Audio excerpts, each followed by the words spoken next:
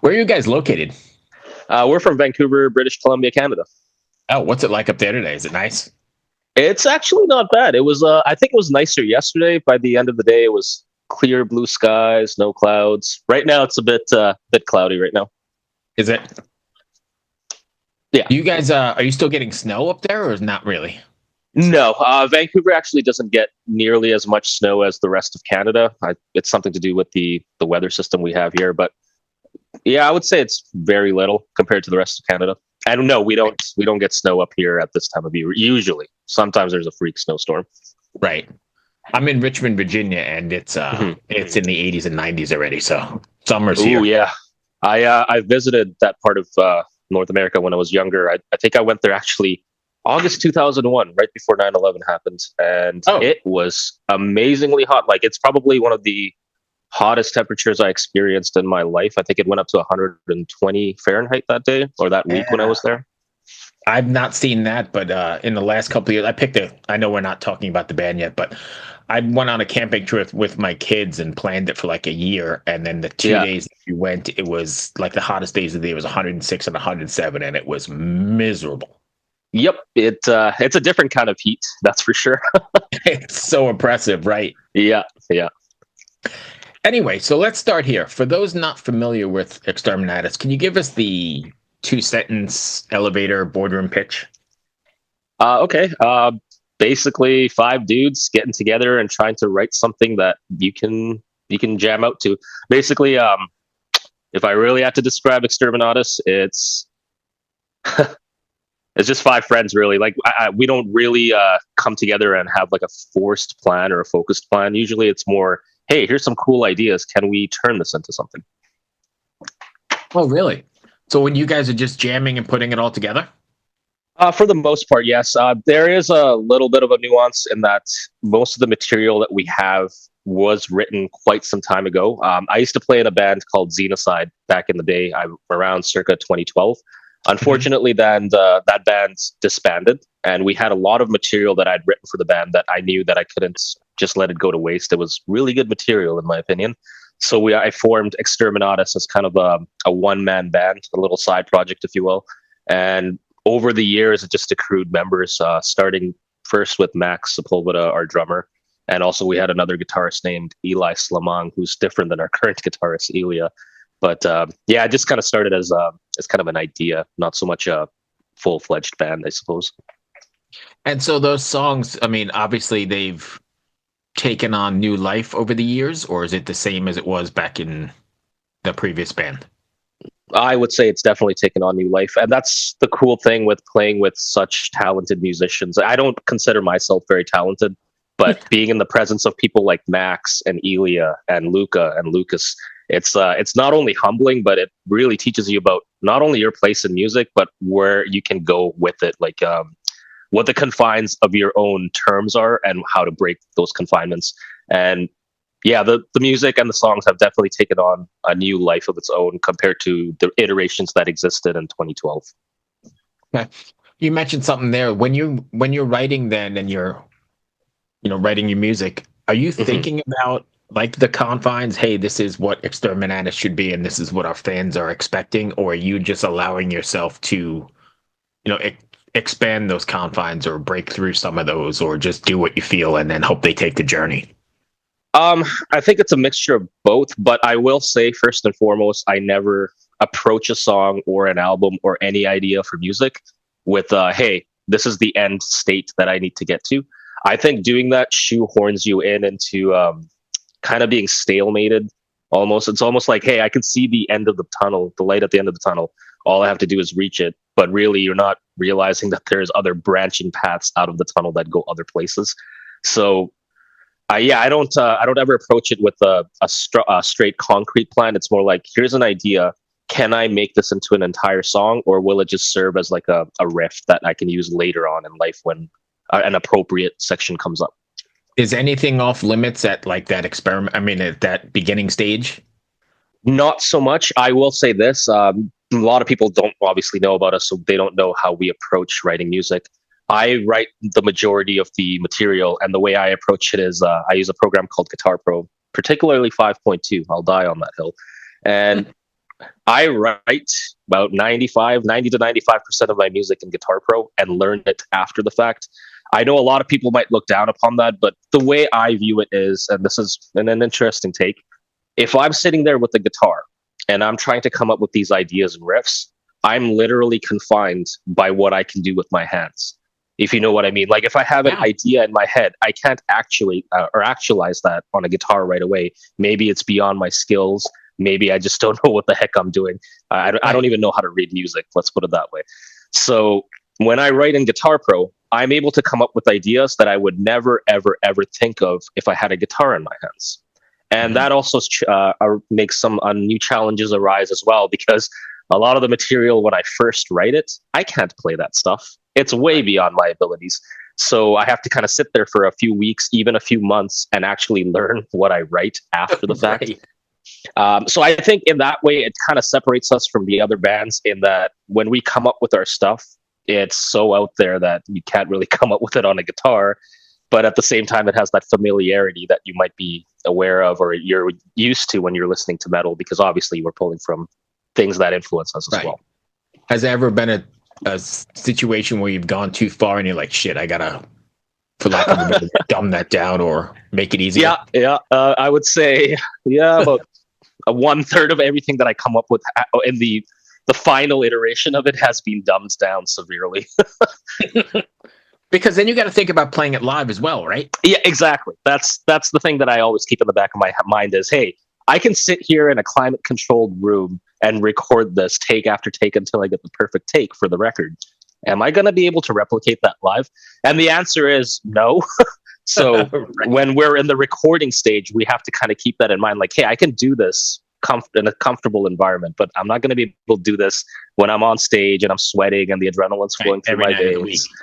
Yeah, so we keep that in mind during the recording stage. So a lot of the stuff when we write it and learn it actually ends up changing when we go into the studio to record, because we come to the realization like, hey, this riff is really hard.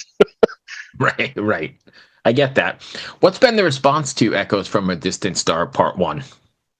I would say it's been fairly positive. You know, we've been reading the reviews as they've been coming in and getting a gauge for fan reactions. From what I can tell, overall, it's being fairly well received, particularly because we're not backed by any major label and, you know, we're independent. We did this ourselves. Okay, fair enough. Do you I just totally lost my train of thought. Oh, is there something you want your fans to take away from after listening to Echoes from a Distant Star? I just hope that they enjoyed it. I think that when I say this, this is obviously a subjective thing. I can't say that other people will see it my way.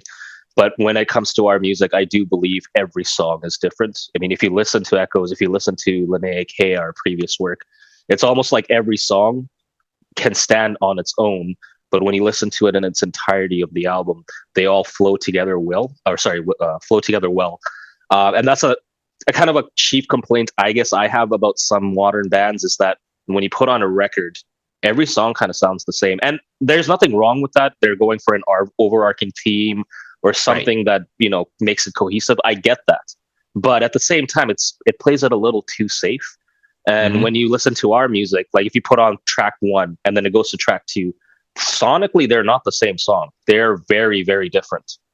So that's something that I guess I take pride in when it comes to our music, is that And I all the think songs that's can it. stand on their own. Yeah, and I think that's interesting too because I come from the old school like of albums and not just singles.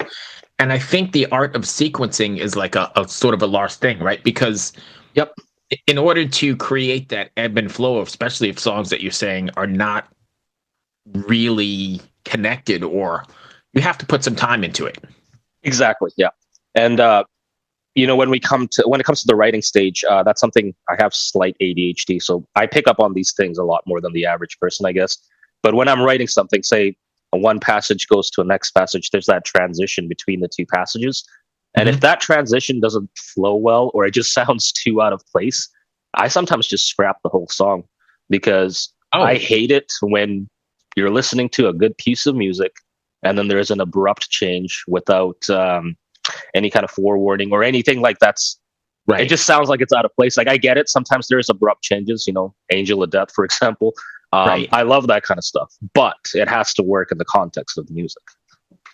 And I think like I said, I'm going to reference my old school leanings, but I think, sitting down to with a record is a journey. I know from a listener's experience. So I know it's not easy to create it from your side to make me feel that ebb and flow and that, staying along for the ride. Hmm. Yeah, That makes sense. it's tricky because I think when we and this is going to sound selfish, and it is. When we write our music, we're not writing it for a specific audience or even our fans, because obviously when we started this, we had no fans. Right. We write the music, I guess, primarily for us. If we like it, we just know that the other people are going to like it. And I know that sounds chauvinistic. It's like we're not we're not the arbiters of what is good or what isn't. But when we write something and being metalheads ourselves, if we like our music, we just know deep down that there are going to be other people out there that will vibe with it as well. Do you ever worry that some of your fans may not take the journey if it's so different? Could be. Once again, it's not something we put too much thought or stock into. Ultimately, if it sounds good to us, we just hope it works for the other people out there. And the thing is the world is so big and the people are so different. You can't please everyone, so we don't even bother going down that route. I feel like if you trying to cater to one demographic, you're leaving out like 99 other demographics. So Yeah. yeah. No, that makes sense. I just know some people, are not really along for the ride, but you can't create the same Exterminatus record after record, right? You wouldn't want to listen to the same Overkill record over and No. over. You need Feel the Fire and Horoscope, and you need to be able to, I don't know if it's see a progression or hear a progression or just hear something different, right? True. And that's something that I guess we're gonna have to work on going forward. Is since I write the majority of the material, it does kind of end up sounding the same, even though I said earlier our songs sound different, which I'm still Right. going to stand by that they do. But as someone that writes the stuff, to me, it sounds the same. So going forward, I think after Echoes from a Distant Part II, which has already been written, um, I think we're going to try to get the other guys in the band to start writing their songs so that we can learn it. Fun fact, The Signal, which is a track on Echoes from a Distant Star Part 1, was written by Max Sepulveda. And oh my goodness, learning that song and recording it was torture. I don't mean anything bad by that. I mean, Max writes some really, really techie stuff, especially because he's a drummer. You would never think like, oh, this guy can, write something really techie on guitar. Yeah, Right. he can. He also can play guitar really well. There's not many videos of him out there doing that because he's a drummer, but trust me, he's a really good guitarist. But yeah, learning Max's stuff as opposed to playing something that I've played for decades, it was a learning experience, man. Let me tell you. That's great. What are your plans to take this live? Is there a plan in Um, place? Not quite. The thing is Max plays for the Zenith Passage and Atavisti as well, so his touring cycles are kind of all over the place. So we're basically having to work off of him. We did go on tour last summer in 2024 across Canada, played a festival as well last summer, and prior to that, we were playing regularly live. But after the whole Zenith Passage thing, we're going to have to kind of go on the back burner a bit. I'm okay with that because, Vancouver is a very, very expensive city. And living Right. here, we can't afford to take too much time off to go on tour. So I'm hoping our next step is to attract label attention and hopefully get some sort of backing, which would make the touring process a little bit easier for us. And I've never been, but I've heard Canada is really difficult to traverse because there's a whole open spot in the middle, right? Yeah, I mean, we tried to hit as many cities and towns along the way just to make it financially worth our while. Even if we didn't make much, it was enough to cover for gas, for example. Yeah, Canada is big; it's huge, and compared to the states, I've been to the states quite a few times. Your guys' infrastructure is a lot better, like the highway system and stuff, a lot better than what Canada has to offer. There's that running joke that Canada only has one road. It's not a joke. It's called the Trans Canada Highway, and that's what we had to go drive from Vancouver all the way to Montreal and back. And it cuts all the way across. Pretty much, yeah. I mean, there's going to be parts where you have to go around certain areas, like there's that border with the states. So when we get to Ontario, you basically have to do a Right. big detour around the lakes. But yeah, other than that, it does fairly go straightforward. Nice. Do you see your music as kind of a catharsis or a ritual for confronting, I don't know, existential struggles or just struggles in general?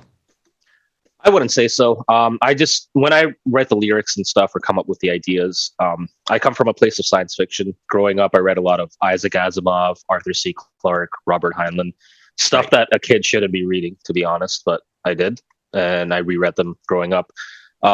So I draw a lot of my influences when it comes to prose, lyrical content, just even the vocabulary, if you will.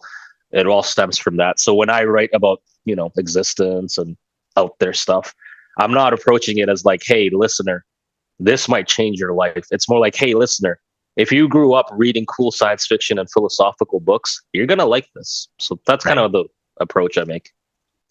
So there's no responsibility then to the listener, right? You're just writing to write and not necessarily a responsibility to get a message or that across. At this point in time with our bands, no, because I feel like when you get a little too political, you also start alienating people. Um, so we try never to be political. That's the bottom line. But yeah, in terms of a responsibility for us to the listener, I know this is going to sound bad when it's phrased this way, but no, we do not have a responsibility to the listener. When we write our music, we're writing it to make us happy, which I know sounds very selfish, but ultimately, No. what that the product that comes from that is a good product. It's not one from, hey, we need to make money, or hey, let's show off with our technical abilities, or hey, let's do this, hey, do that. No, it's just five dudes getting together saying, hey, this is a cool song, we should release it. But I think that's where you find it's the most honest and most organic, right? Where you're not worried about, you know, not necessarily sales, but you're not worried about impressing anyone or doing anything. You're doing it for yourself. And I think people resonate with that. I agree, and that's like we've never articulated it like that, but that's true. When you're not putting on a front and you're being genuine, it shows. And I do hope that with Linnea Kea and Echoes from a Distant Star Part One, and in the future Part Two, it shows that what we have to present is not a front. It's like, hey, this is what we are. This is what we do. We hope you enjoy it. Are you one of those bands that I know you said you do most of the writing? So are you one of those guys that is always writing? Yes and no. So I have a very weird methodology when it comes to this. I don't force myself. If I'm writing a song, I'm not going to sit there and say, okay, Tabreez, you're going to have to come up with the next crazy riff that will flow from the riff that you have now. I feel when you force yourself, it's completely inorganic. It's Right. just the way it is with me. So I don't force myself, but having the ADHD brain that I do, I could just be sitting there at work and a riff will just come into my head. And I know, like, hey, this is the one that I can fit on what I'm working Right. on. So it comes naturally to me throughout the day. Might take a couple of weeks for that right idea to pop into my head, but it does eventually. Okay. And I know you earlier you said that, some of these riffs and some of these song structures are from previous band. Is it How does that morph into Exterminatus now? I mean, are you writing along those same lines or are you starting from scratch? That makes sense.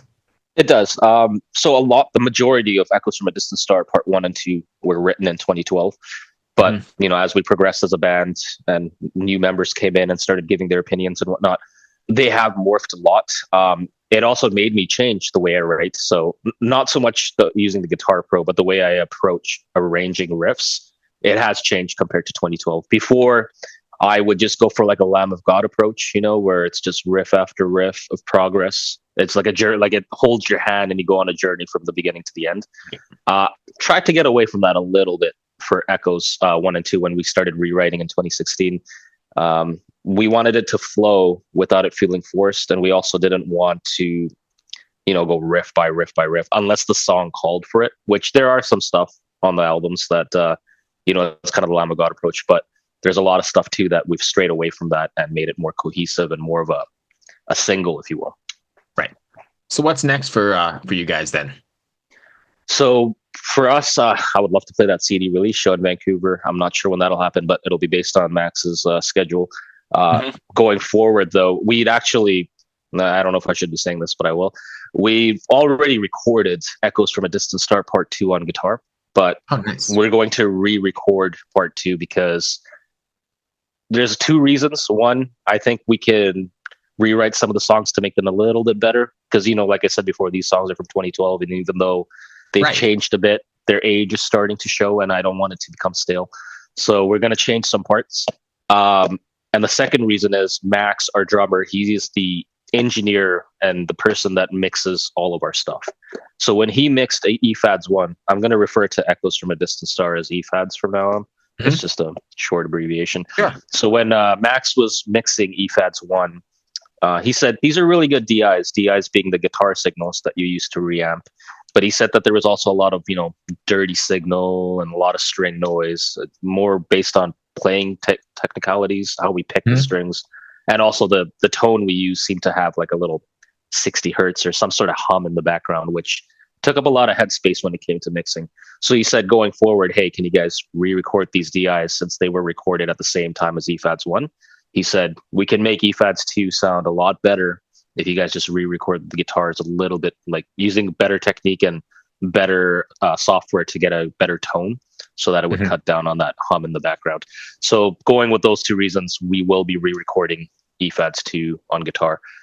So that'll be my next big thing is recording that.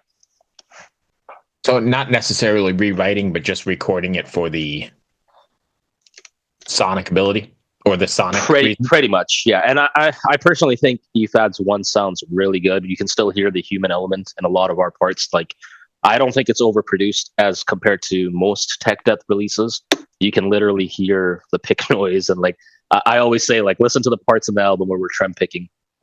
That's a human trem picking. That's not computer quantized, gridded to like every 16th note that a lot of bands seem to be doing nowadays. So I liked the sonic tone of EFADS 1, but Max, being Max, he said that he could make it sound better, and I'm all for that because why not? Oh yeah, why not? It's 100%. And then lastly, if fans want to find you guys, where can they do so? We're on all major social media platforms. You can look us up. It's Exterminatus Band or just Exterminatus. It's spelled EXTERMINATUS. And then, like I said, just put the word band, BAND, at the end of it. And you should be able to find us on all social media. And then lastly, I mean, I guess that's all I had on my questions. Did I miss anything you wanted to cover? No, I mean, I'm here on, for you guys. So it's ask away. Yeah, that was all I had then. So before we go then, can I get you to do a bumper for me? Your name, band, and you're listening to the Brutally Delicious podcast? Sure. Hey, this is Tabreez Azad from Exterminatus, and you're listening to the Brutally... Oh, see, I messed it up. Sorry. Let me just... maybe I should write this down. Also, my computer is, at this very moment, starting to act up, so give me 1 second. Yeah, no stress. Like you were saying earlier, I'm also old, and technology's taking me for a ride nowadays. I feel like my parents probably felt when the internet first started. I know. Yeah, it's funny you mentioned that. I am kind of glad I was around in the 90s when that stuff started to get big, because I learned a lot about how to use computers from there. But then afterwards, I stopped paying attention. You know what I mean? So, yeah. Just 1 sec. I think I'm gonna have to restart it. But let's just try it one more time. I apologize if it's a little laggy. No. But editing is fine. No worries at all. Okay. Hey, this is Tabreez Azad from Exterminatus, and you are listening to Brutally Delicious. Awesome. And I just realized we have a couple minutes left. Do you mind some non-music related questions that are great for sure? Absolutely. I love it. Let's go. Okay, cool. So I'm just going to rip them out. Ready? Is a hot dog a sandwich? Nope. It has to be. Why are you saying no? Because I'm one of those, what is it called? Not perfectionist. Let's just say that hot dog's not a sandwich for me. Sure, wrong. I'm wrong. There we go. All right, you got a chance to redeem yourself here. Is cereal a soup? Ooh, I'm going to go with no, because it's not hot. I know gazpacho or whatever it's called is cold, but no, it's not a soup. Oh man, I don't know if we can continue this, but we're gonna try anyway. Name. All right, hang on. All right, here. What are 3 things you could buy? Let's rephrase this. Name 3 things you could purchase at the grocery store that would make the cashier the most uncomfortable. A carrot, hand sanitizer, and lube. Are we still good? I got a couple more. They may get weird. Let's see. Tell me something that has water in it. Give me 3. A water balloon. A jug full of water. The water lines in your house. Okay. You went tame, but I'll take that. Let's see. Hang on. I don't know if you can see me, but I've got a shitload of cards here. Yeah, I see it. Name three things you should never borrow. Ooh. Someone's credit. um, hmm. Your neighbor's lawnmower, because you might not give it back. And that's happened to me. That's why I'll say that. And name things you shouldn't borrow. Don't borrow anyone's cat. That's not nice. Fair enough. You're staying really high on the high end here. I just asked that question a little bit ago and I heard don't borrow used condoms, underwear, or socks. Yeah, no, that's good. I wouldn't want to borrow underwear. That's a no go for me. No, not at all. All right, let's see. One more. So I can find one real quick. Name three reasons to go to the gym other than to exercise. To look at your phone. I see that all the time. Influencers. That's one. And don't go to the gym if you're going to hog all the weights and not actually use them. All right, perfect. And I lied to you. So tell me a way you might dry your hands in a public restroom if there's no paper towels.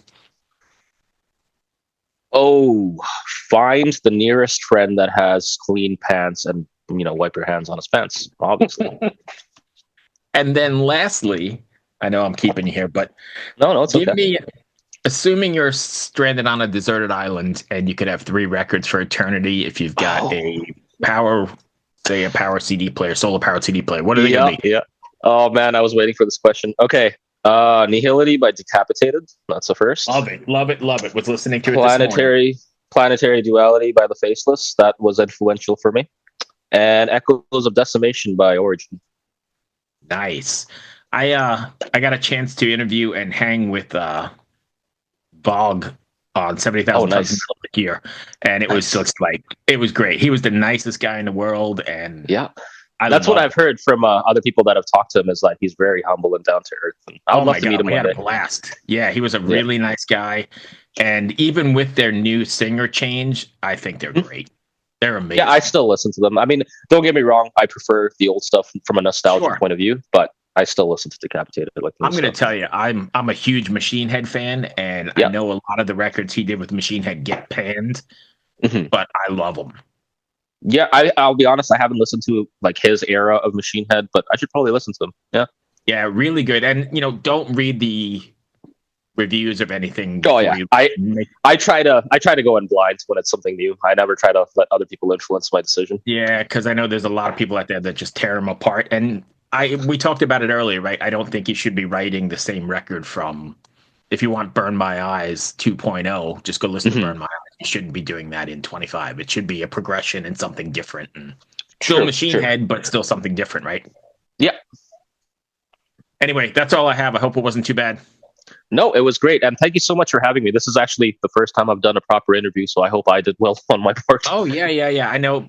Don't go by me, though. I kind of just like to talk and move things around. So I had questions planned, and I just see where they go. So it probably wasn't your average interview, but I like to just talk. Hey, I'm kind of in the same boat. And if you would love to have me back and talk about things other than music, I would be more than welcome to. I've had a very interesting history in life growing up. So if you ever want to pick my head about that, I'd be more than welcome. I do a lot of stuff in the metal world. Well, still under the metal umbrella. Like we do a heavy metal cooking show, which is where this started. I don't know if you cook, but... Oh, I do. I love cooking. I might send you an email then because we're working on the new season now. It's going to be something like Chopped. We have a list of ingredients and you just do them at your place and set them back. That's awesome. Yeah. Send me a link. And then we do mental health segments if that fits into your thing. And I am real big. I'm a PhD candidate in religious studies here in Virginia. And I tie a lot of stuff back into religion and metal. In fact, that's going to be my thesis, or is my thesis. That's really awesome, actually. That's I don't think I've ever heard those two worlds colliding before, so that's awesome. Yeah, I've done a couple films or documentaries or whatever, but I'm knee deep into this now. I've been talking to lots of Christian metal bands, obviously, but I found a Buddhist metal band just recently, Dharma. They're from Thailand. I'll have to check them out. Yeah, They're like Thai monks. there was And that other bands from I don't know if it was Southeast Asia. It might have been Mongolia, maybe. the But who? I'll have to look. I forget the name of the bands, but it was very interesting because it had that religious Yeah, aspect of it, or the cultural aspect from that area, and it yeah. was And different than what you hear about metal. and I'll be the first to tell you I gotta go, but I'll be the first to tell you that I'm not religious at all, but I'm Mhm. really intrigued by the intersection of the two because it's there, Yeah, absolutely. Yeah, or it's not there on purpose or whatever. So yeah, I mean it's there. Yeah, if you don't mind, I'll send you an email with some stuff we're doing, and I'm always doing sure. stuff outside the podcast. This is just a little tiny bit of it. Sounds good. And like I said, if you would like to have me back and talk about things metal or not, I'm more than willing. Absolutely. Thank you, my friend. Have a great day. You as well, Bruce. Thank you All so right, much for cheers. having me. Take care. I know. Bye. Bye.